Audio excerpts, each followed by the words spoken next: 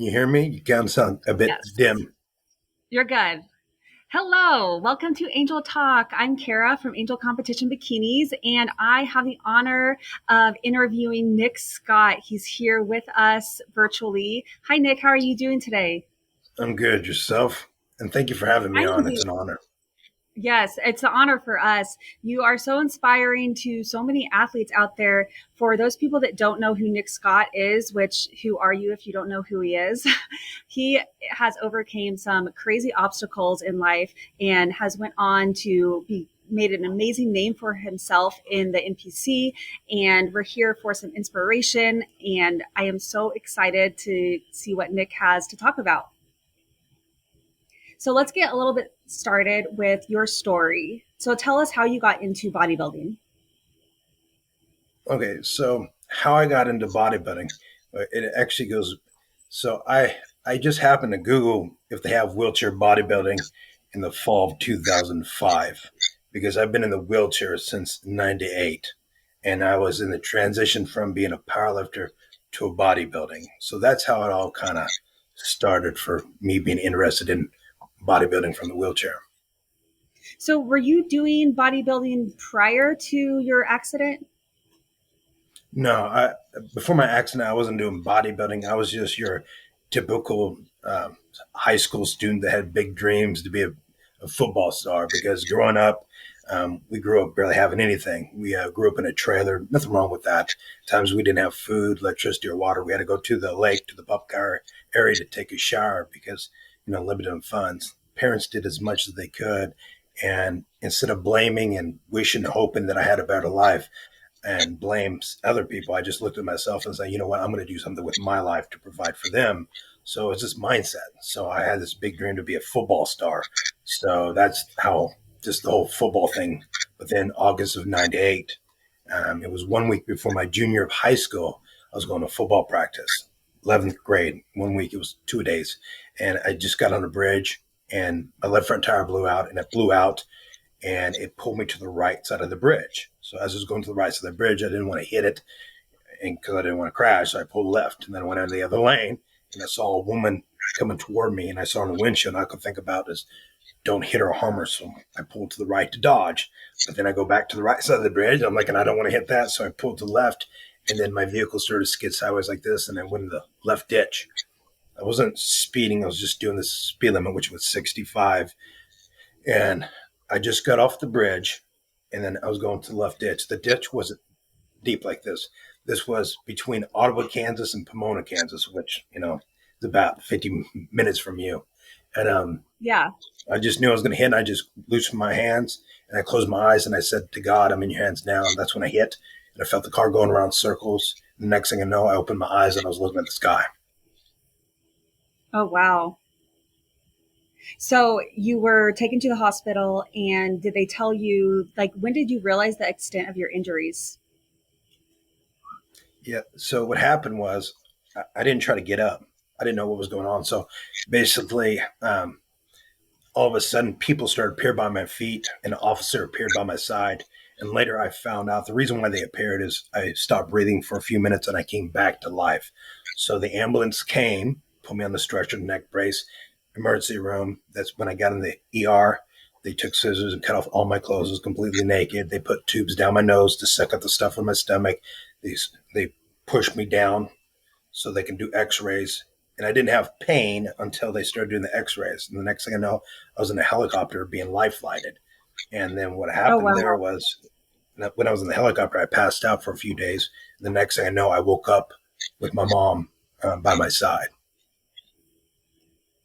Wow, that's an incredible story. So how long after your accident did you get into bodybuilding?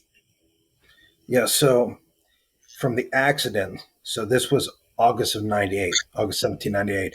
I had um, a couple months of rehab, but then going back to school, I was borderline suicide. I hated my life, but then I wanted to make a change because I thought about suicide, killing myself. And why I stopped was I told myself if I did this to myself and I would end my life, it would harm my mom. So I said, I'm going to figure this out no matter what. So then my goal was to eventually get my college graduation, do something with my life, and going back to school, even though I had these goals, it killed me that much more. But then I realized if I couldn't do anything, the one thing I could be was stronger than everybody. And I got obsessed with bench press and being obsessed with powerlifting. And then I did multiple competitions. I beat all the school records, won all the time. Then after high school, I'm a two-time world powerlifting champion, got 39 first place. But then all of a sudden, after a few years, I was just done because I realized only guys care about how much you bench. And then I just thought, okay, I wonder if they have bodybuilding for people in wheelchairs. And that's when I searched for it. Um, uh, the fall of 2005. And then I found a competition, March of 2006, which was the 2006 NPC Wheelchair Nationals. And I flew down and I competed. So you have this great quality about you on overcoming obstacles, and it seems like you have a really close relationship with your mom. How you said, when you were younger, you wanted to provide a better life for your mom, and then that's what stopped you from suicide. So do you still have a great relationship with her? See, this is where it all ties in together. So, like Okay. the story from, I wanted to make something of myself. And why I am the person I am is because there wasn't many people that there was there for me. So a lot of my family wanted to put me in a home to be done with me. My relatives, my friends didn't want to be my friends anymore. They made fun of me. So I hated who I was because so many people put this negative energy on me. And I swore I wouldn't be that person. So when I competed, I lost in 2006. But I was so fascinated with the sport. I was so inspired. I said, I need to let the world know about this. So I was on a mission to make a change because I wanted to make my mom proud. So moving forward, my mom had cancer going on 15 plus years. She was by my side when I was in the hospital, and I was by her side with her last breaths when she passed away last February, went in hospice when she was at home, with Yeah. me. I'm sorry to hear that she passed away, but you know what? You have really made her proud, I'm sure, with everything you've overcome and how successful you are. What is your role currently in the NPC? So So a lot of people have a hard time when somebody passes. And the way I look at it is like she's always with me. In the beginning, I broke down. But my goal is like nobody inspires me or motivates me. It's just something that I do like to help people. And I see visions of the sport around the world. And then as the boss, you kind of think, how do you expand this on a global level? So you got to look at it from two aspects because the goal is to expand, the amateur and the pro wheelchair divisions throughout the world. But that's one step. But the biggest element of that is the funding because a lot of athletes have a hard time with funding. So it's one step to get shows, but the next thing, one of the reasons why I moved to Texas is to get into real estate because this whole concept is eventually, get apartment complexes because before I pass this world, I want to have thousands of apartment complexes. That way it helps fund disabled athletes all over the world so they have a source of funding to go to follow their dreams. I love that. You are also a motivational speaker, and I can tell just by talking with you, all of this, like you have me inspired. So when you give these seminars on motivating people, what ideas do you share that you think resonates with people the most? So I've been I've been professionally speaking for 16 plus years. So I speak from anywhere from kindergarten to Fortune 500 companies, from like middle school, high school, college, so forth. So it just depends on what message they want me to get across. Like the little ones, just you're beautiful just the way they are. Treat others like you want to be treated. Anti-bullying as you get older, but then you get high school, college. It's about leadership, team building, following your dreams, defining what you want to be and who you want to become. So it really depends on whoever ends up booking me, what messages they want. But it's really about, I like to help people find themselves because a lot of people are lost. And a lot of things I focus on when I speak, it's about the why factor. Why do people do what they do? It's just like you. Instead of saying, wow, you're successful, you got to ask yourself, why did she start this company back in 2013? And how did she go about it? But why in the first place? So if people don't know, so let's talk about what I do with you. So why did you decide to do this company in the first place? To make women feel confident. See how simple that is? People make things too complicated, and you got Yes. a very precise answer. And that's how you know you're going to be successful. It's kind of like saying, I'm going to be a doctor. Well, you want to be an eye surgeon, work on the ears, work on babies. You got to be very detailed on what you want to do. But most people cannot find that. All it Yeah. is finding something that you like doing and becoming phenomenal at it. Because if you're not good at what you do, you're not going to do it from the heart. And if you don't do it from the heart, you're just not going to have the passion behind it, and people's not going to listen to you anyway. I love that you mentioned passion because I believe in life, you can do anything with hard work and passion. When you combine those, you can go great places. And all of our listeners on this YouTube and podcast love challenges. So I want to take a second to challenge everyone listening right now, get out a pen and paper and think about, maybe journal about your why. Why do you do what you do? Why do you compete? Why do you want to inspire people? Why? And just keep breaking it down. Why? And really dig deep on that. And you might get some amazing things that come out of your experience. Yeah, and she's so right. So the key is so many people are trying to strive for these crazy goals, which is good. But the key is just write it down. I do it on a daily basis. I have tons and tons of papers that I write down, and I do it in the morning and night. And if I have an idea, it's even the most simplest thing. So I give you an example. So in the beginning of May is no, in the beginning of June is the Toronto Pro Qualifier and Pro Qualifier and the Super Show, and then mid June is the Dallas Pro. So I'm getting things prepared to have uh, these these foam boards that will hand out an IFBB Pro card and also an Olympia qualifier and also an Arnold Classic Invitational. So they can hand it because I've never seen anybody hand like a thing on stage. So these are little things I'm making notes so I can make a change. So as soon as I do this and the pictures go around the world, they're going to be like, that's a cool idea. And then other promoters will see this and like, he's on to something. So you just got to start small. And then as you do this, you know, it'll just, the cookie crumbles. Yeah, you really influence so many people with your ideas and how much positivity you are spreading. And one thing that I know about you is how altruistic you are. Like you are one of those people that is always trying to do, it's almost like you do whatever you can to help anyone. You go so out of your way. What habit or life experience like made you the way you are?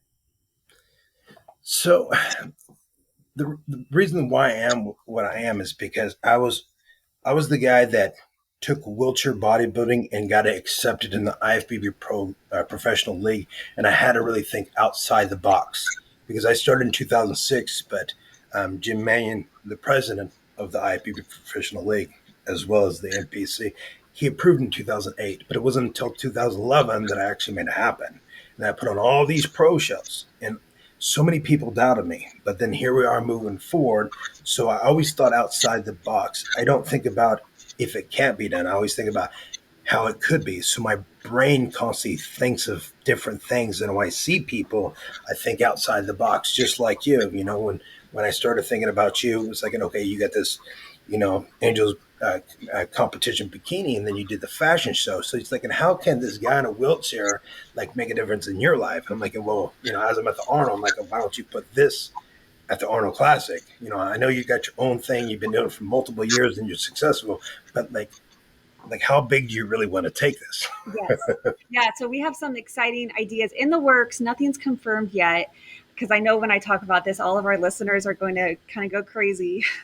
We are hopefully going to take the Angel Fashion Show to the Arnold stage in 2023, but we haven't worked out the details yet. But stay tuned for that. Nick has been helping me talk to the right people, and he's been a great asset to me. And he doesn't ask anything in return. So that's one quality about Nick that I really admire. And I'm really big on the circle of reciprocity in life. The more you can help others, the more it will come back in circles. And it doesn't come from a place of only helping to get the return.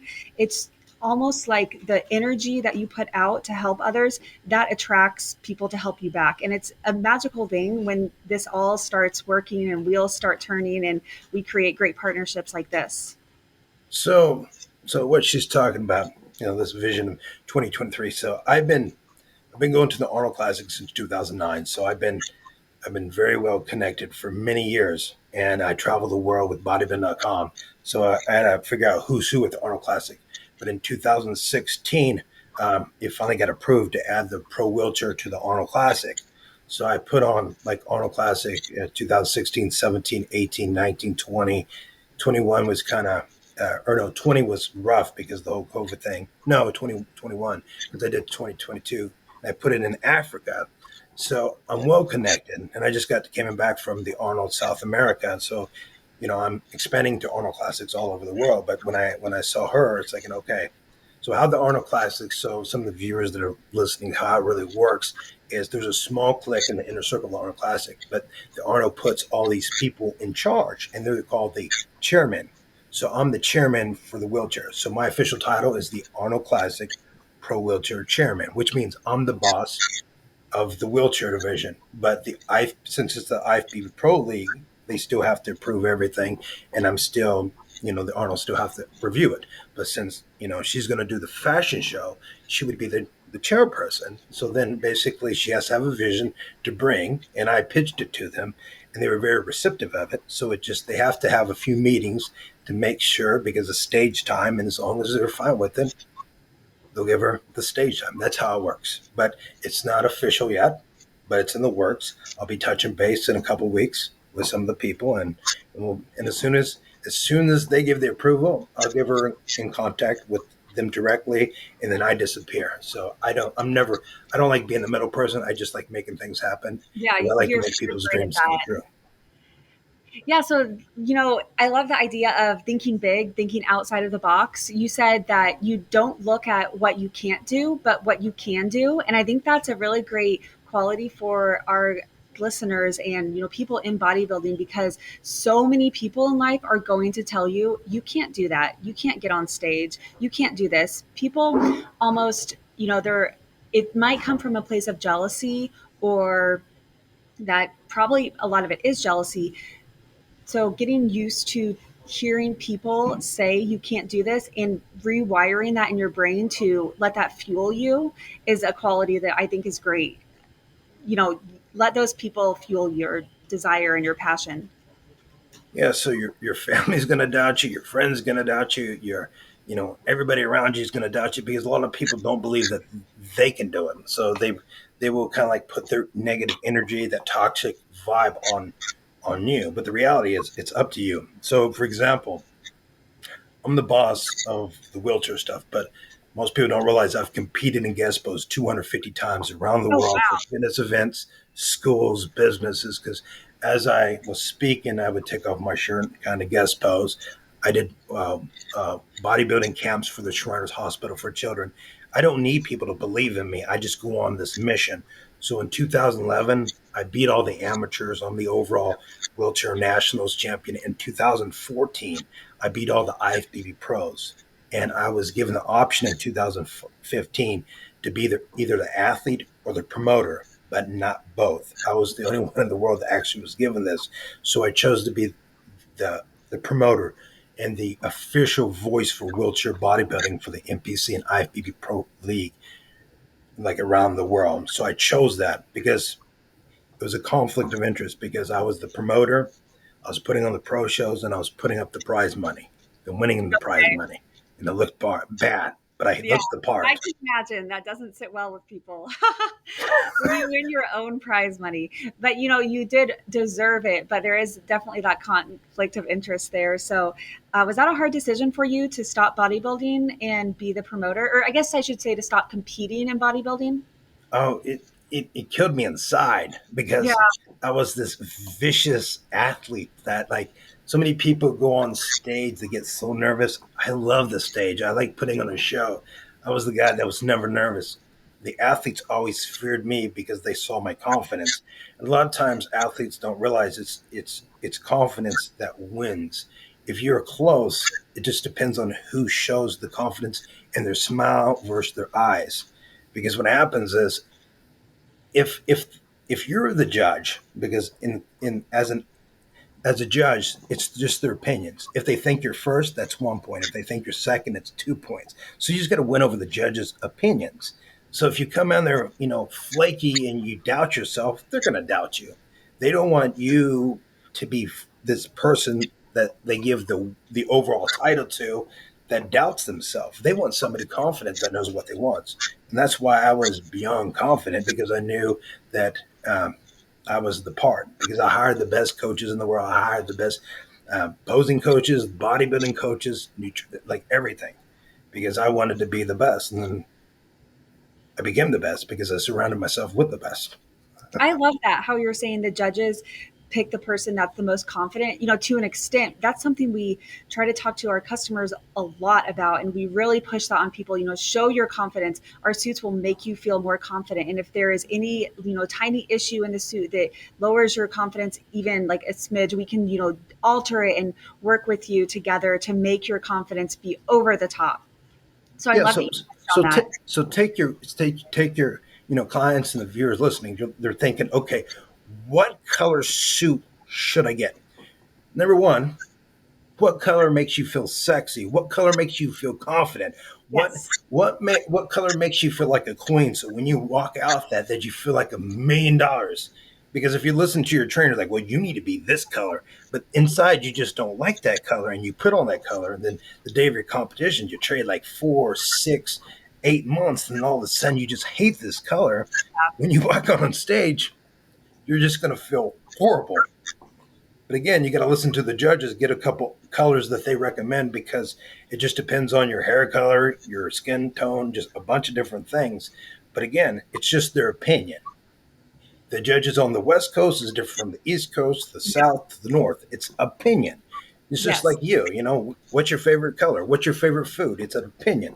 But Yeah. again, you got to, you can take any color and stretch your stuff. And if you look confident and you work good, you'll stand out. You'll pop. Yes. Do you judge shows? No, I've been asked before, and I just don't want to judge, because I stay out of that. Because I could like I'm big into bodybuilding. I'm big into posing, and I would be so nitpicky. For example, so for all athletes, it's an overall look. So your suits one, even the guys' trunks, even their the wheelchair bodybuilders, they're black. I always tell the guys wear black sweatpants, because it makes lower body smaller, so then you look bigger up top. But posing's everything. So for bodybuilding, for example, even the Olympians, if they have the thumb out, you see how the thumb's out? Yeah. That means it's a bigger hand. So if they just tuck their thumb, that means their hand's smaller. Coloring. That means their hand's smaller. So in it's a comparison. So the hand is smaller, so it's going to mean your arm's going to be bigger, which means you just got to beat the person next to you. So same thing for women. You got to learn how to twist. You got to have the suit like really pop your body, but you got to learn to twist your waist, pop your front, pop your back. All those little things just matter significantly. But I don't judge, and I don't want to get in judge, because I just like being the promoter, and I like to be in the co-MC, the MC at the Arnold, the pro shows, and the Olympia. That way I can say it's the judges. The judges are the ones that are scoring, not me. Yeah. Talk to them, because then it can cause heart feelings. But I can tell the guys what they need to work on and all this stuff. Yeah. So I love the tip you just gave about choosing your color, because that's one of our most frequently asked questions. What color of suit should I get? And I have the same exact almost response that you have. Choose the color that makes you feel the most confident, but also talk to your coach about it. Because a lot of times athletes come and says, okay, my coach wants me to wear green. And it's like, okay, that'll look great on you, but is that what you want to wear? Maybe you and your coach can compromise. If you feel like blue will give you that confidence, talk it over with your coach. I know I made that mistake in my first competition. My coach said I should wear green, so I ordered a purple suit because I wanted to wear purple, and then also green. And then, the day of the show, I was like, no, I'm going to wear purple. So I guess I didn't make the mistake, but I was almost wore what she wanted. And I did feel a lot more confident knowing, purple is my color and I'm on stage rocking it. And I think that confidence goes a long way. Yeah, I'll give you an example. Same thing for women, right? So Ashley and I go back many years. So Ashley's phenomenal, but years ago, like she does all these shows. I've completed with her at different shows as well before, and so everybody gives her compliments. I went up to her one time and I gave her pointers. I was like, you need to slow your posing down because like there's a point where she was walking too fast. She needed to really take her time because her personality. So she's her energy. So and then I told her you need to really slow it down. And women need to take their time, but not too much time. They need to walk on stage confident and like a queen. Because if you think about the queen's not rushed. But people don't think like that. They're just thinking, okay, I got to think about my poses. They start thinking one, two, three, four, and you can't do that. You got to be natural when you walk out there, but you got to be smooth. Take your time and be elegant, be sexy, be confident, be the queen on the stage. Because at the end of the day, that's they're going to choose the overall package. Yeah, I love that. We have one of our sponsored athletes, Brittany. She does in her posing this like where she like puts a crown on herself, and I thought it was so unique, and no one else does that. So I love when people bring like little pieces of their personality with their posing. Yeah, you got to really figure out your own balance, and then what happens is some of these things you're going to ask yourself, should I or should I not? And the truth is, if it's within reason and that's what you want, just be yourself and do that. And if it doesn't turn out the way you want, then you just won't do it again. But you'll just know it in your heart if it works, and if not, you won't. You'll realize that you just need to kind of tweak it. I did many things over the years, and that's how you just learn. That's how you become the best, is Yeah. with experience. Yeah. And having that bodybuilder mindset of never being satisfied. That's something every single day you can get 1% better. And if you can live that, it's like compound interest on your life, on your habits. Every single day, wake up, what can I do 1% better than yesterday? And those little tiny tweaks of evolving and constantly pushing yourself to grow make exponential changes. Yeah. And you guys are out there, you guys do the show. It's not about just winning a trophy. You guys work so hard. Set up photo shoots, buy the pictures, buy the video. Take this time to really showcase yourself. And if you have a fitness company or a training, use this stuff to brand yourself because you are what you represent. That's how I expand it around the world. I hire photographers, I hire videographers because the pictures, the content flood the world. And that's how I got the Arnold Classics to know, the Olympians to know. All like everybody knows about wheelchair bodybuilding within the MPs and IFBB Pro League because it's spread just because of the content. But use it because you just never know. You may be the next, sponsored athlete with Angel Competition Bikinis. Yeah, we're always looking for new sponsored athletes. So if you think you could fit the brand, definitely reach out to us and we'll look into it. So, Nick, I want to ask you, what are your future goals for wheelchair bodybuilding? So my future goals is okay. So as a strategy.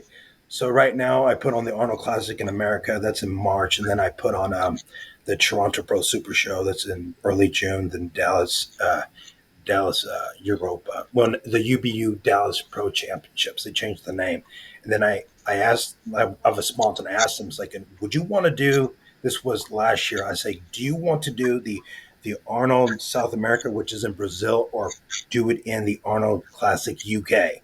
Because the Arnold Classic UK just launched last year, and he got partners in the UK. So in September, I'm putting the pro wheelchair there. But I flew down to South America because I'm going to plan to expand to there. And then I also put on the Olympia.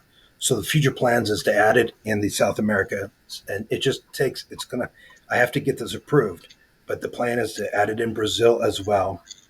And then also eventually the Arnold Australia.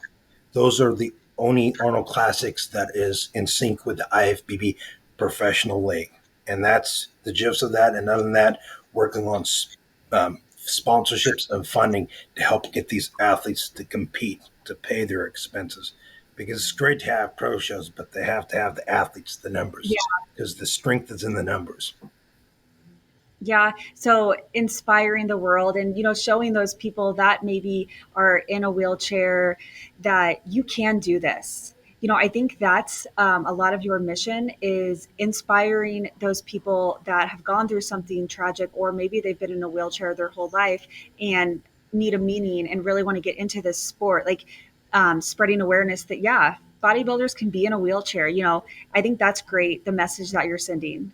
Yeah, and so the expansion is there's the wheelchair, but then there's the adaptive, the ones that are like amputees, they're missing arms, legs, and that's I've already proved for that. It's just that's in the works as well. I got the women their pro cards and get them approved, but um, that's just it's just going to take time. But Yeah, Tala was telling me that you're bringing the fashion show to San Antonio. we are. So that's where I actually live. Oh, do you? Well, that's amazing. We need to But connect. that's the same weekend as the Arnold Classic UK.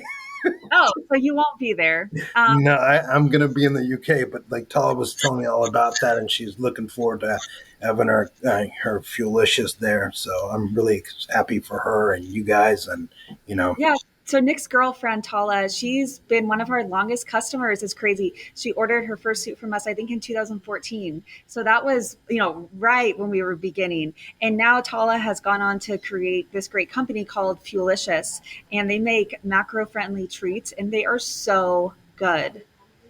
yeah, because like when Tala's competing, there's multiple times when other suit companies. This is the God honest truth. There's other suit companies that uh, failed. The suit did not fit, and they took forever. And then when she reached out to you guys, you had such a fast response and turnover that you guys saved her more than one occasion. And that's another reason, why I really want to help you because it's like giving back. You help her, and then that's what it comes down to. And I'm glad that her company is now, getting associated with you as well, which is you can see her website at fueliciousbakery.com. So, Yeah, for those of you listening, we will have hopefully some samples in San Antonio of the Fuelicious, and you will be hooked once you try it and learn the macros on these. And yeah, Nick, we're getting to the end of our time here. Is there anything else you want to talk about, your future goals, or anything else you want to elaborate on? yes, instead of me, what is your future goals? Where do you see the expansion of where you want to take this? Forget about me. What about you? Okay, I have big goals. So we just launched our activewear line and all of our fans are raving about it because we've designed it specifically for bodybuilders. So it's really flattering on the glutes and it's shapely so it'll fit bodybuilders specifically. So I'm really excited about all the positive reviews we've had on that and we really plan to grow that into 2023.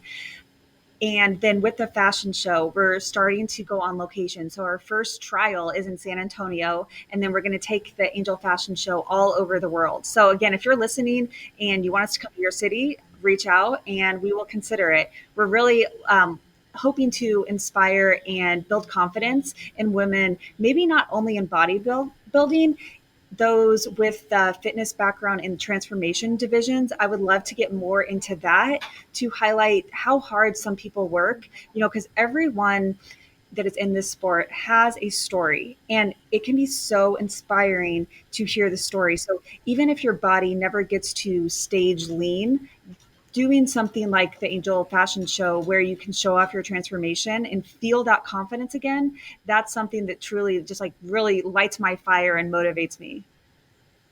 You're exactly right. It's that confidence that you have to have within yourself.